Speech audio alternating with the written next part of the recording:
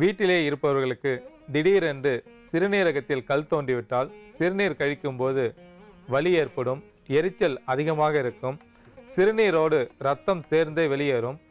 சிறுநீரக கல் தோன்றிவிட்டால் கீழ் வயிற்று பகுதியில் அதிகமான வலி ஏற்படும், முதுகு பகுதியில் வலி இருக்கும்.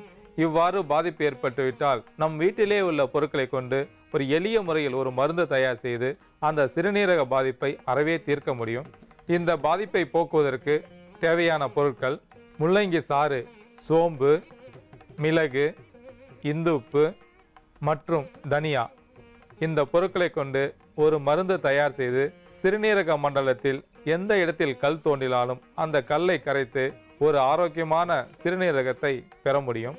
இந்த மருந்து தயார் செய்வதற்கு இந்த பொருட்களின் அளவுகளை பார்க்கலாம். முள்ளங்கி சாறு 50 மில்லி, 1/4 தேக்கரண்டி தனியா, 1/4 தேக்கரண்டி சோம்பு, 1/4 தேக்கரண்டி மிளகு, தேவையான அளவிற்கு இந்துப்பு. முதலில் சோம்பு, தனியா, மிளகு இந்த பொருட்களை ஒன்றிரண்டாக இடித்து வைத்து கொள்ளவும். முள்ளங்கியை நன்றாக இடித்து 50 மில்லி அளவிற்கு சாறு எடுத்து வைத்து கொள்ளவும். இப்பொழுது ஒரு பாத்திரத்தில் 200 மில்லி தண்ணீரை ஊற்றி லேசாக சூடேற்றவும்.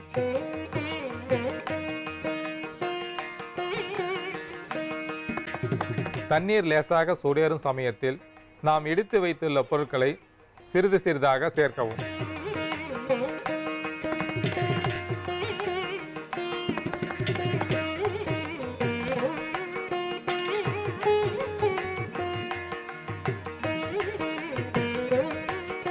இப்பொழுது தேவையான அளவிற்கு இந்துப்பு சேர்க்கவும்.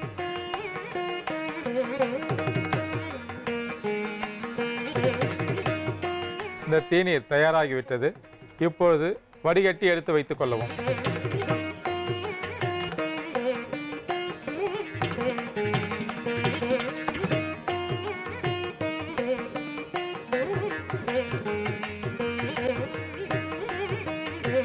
இந்த மருந்தில் நாம் இடித்து சாறாக்கி வைத்துள்ள முள்ளங்கி சாற்றை 25 மில்லி அளவிற்கு சேர்க்கவும்.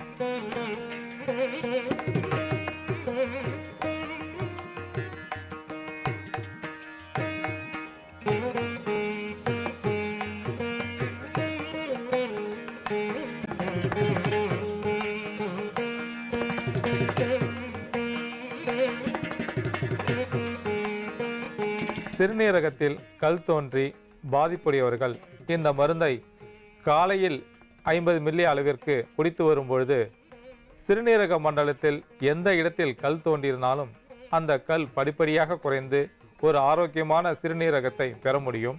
இந்த மருந்தை இரவில் சாப்பிடும் பொழுது முள்ளங்கி சாறு குளிர்ச்சியை கொடுக்கக்கூடியது, சளி பிடிப்பதற்கு வாய்ப்புண்டு. ஆகையால் காலையில் மட்டும் பருகி வரும்பொழுது சிறுநீரக மண்டலத்தில் ஏற்பட்டுள்ள பாதிப்பை தீர்க்கக்கூடியது. பொதுவாக முள்ளங்கி உடல் வலியை போக்கக்கூடியது, எரிச்சலை தணிக்கக்கூடியது, சிறுநீர் தாரையில் ஏற்பட்டுள்ள எரிச்சலை தணிக்கக்கூடியது. சிறுநீரகத்தில் கல் தோன்றிவிட்டால் சிறுநீர் கழிக்கும் போது எரிச்சல், வலி போன்றவை இருக்கும். அந்த எரிச்சல் வலியை போக்கக்கூடியது. சிறுநீரக மண்டலத்தில் உப்பு படிவங்களை கரைத்து சிறுநீர் நன்றாக பிரிவதற்கு முள்ளங்கி சாறு பெரிதும் பயன்படக்கூடியது. பற்சொத்தை, பற்களில் பாதிப்பு, பல் வலி, ஈறுகளில் இரத்த கசிவு இவ்வாறான பாதிப்புகள் இருந்தால் நம் வீட்டிலே உள்ள பொருட்களை கொண்டு ஒரு ஆயில் புல்லிங், அதாவது ஒரு தீநீர் செய்து வாய் கொப்பளிக்கும் போது அந்த பற்களில் ஏற்பட்டுள்ள பாதிப்பு அறவே தீரும். அந்த மருந்து எப்படி தயார் செய்வது, அந்த மருந்து தயார் செய்வதற்கு என்னென்ன பொருட்கள் தேவை என்பதை பற்றி இப்போது பார்க்கலாம்.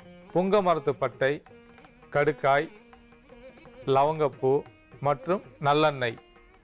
இந்த மருந்து தயார் செய்வதற்கு முதலில் 1/2 தேக்கரண்டி புங்க மரத்து பட்டை மற்றும் லவங்கப்பூ இவற்றை ஒன்றிரண்டாக இடித்து வைத்துக் கொள்ளவும்.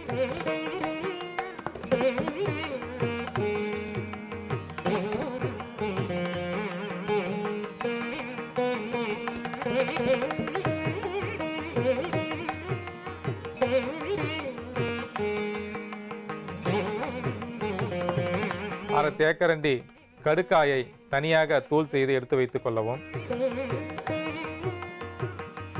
இந்த மருந்து தயார் செய்வதற்கு முதலில் 100 மில்லி தண்ணீரை எடுத்து லேசாக சூடேற்றவும்.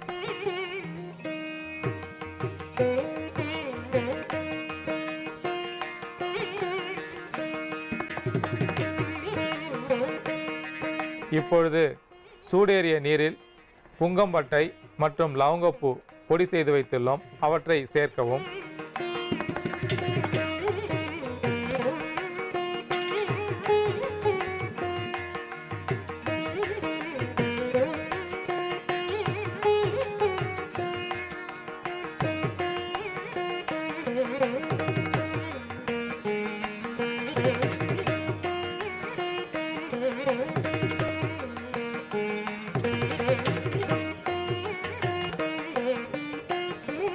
இப்பொழுது தூள் செய்து வைத்துள்ள கடுக்காய் தூளை சேர்க்கவும்.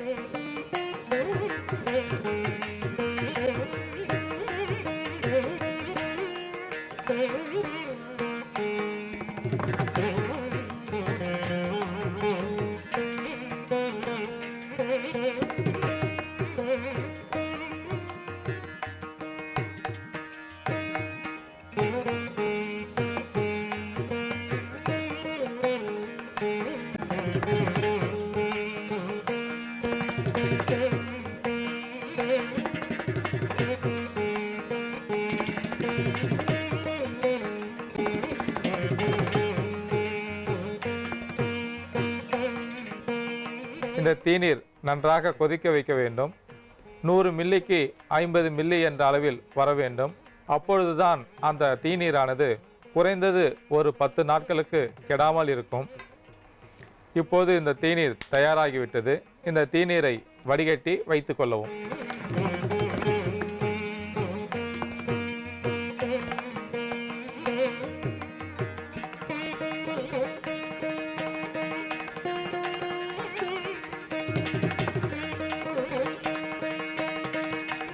பல் சொத்தை, ஈறுகளில் வீக்கம், சீழ்வடிதல், இரத்த கசிவு போன்ற பாதிப்புடையவர்கள் இந்த தீநீரில் ஒரு தேக்கரண்டி எடுத்துக்கொள்ளவும்.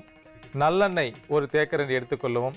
இவை இரண்டையும் ஒன்றாக கலந்து காலையிலும் மாலையிலும் வாயிலே ஊற்றி வாய் கொப்பளித்து வரும்பொழுது பற்களின் இடையேயுள்ள மீட்டோன், ஸ்ட்ரெப்டோகோக்கி போன்ற பாக்டீரியாக்கள் அறவே ஒழியும்.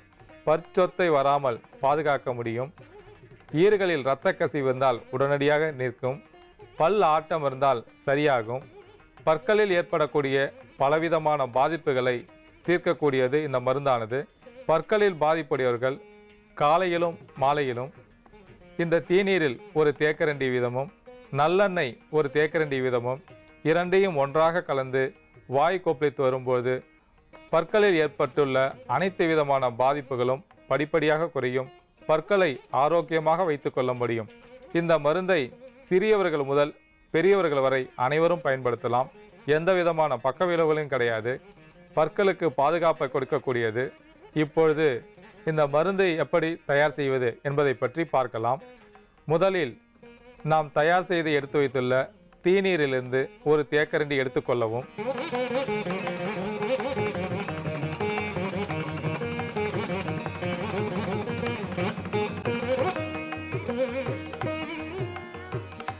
இப்பொழுது நல்லெண்ணெய் ஒரு தேக்கரண்டி எடுத்து கலக்கவும்.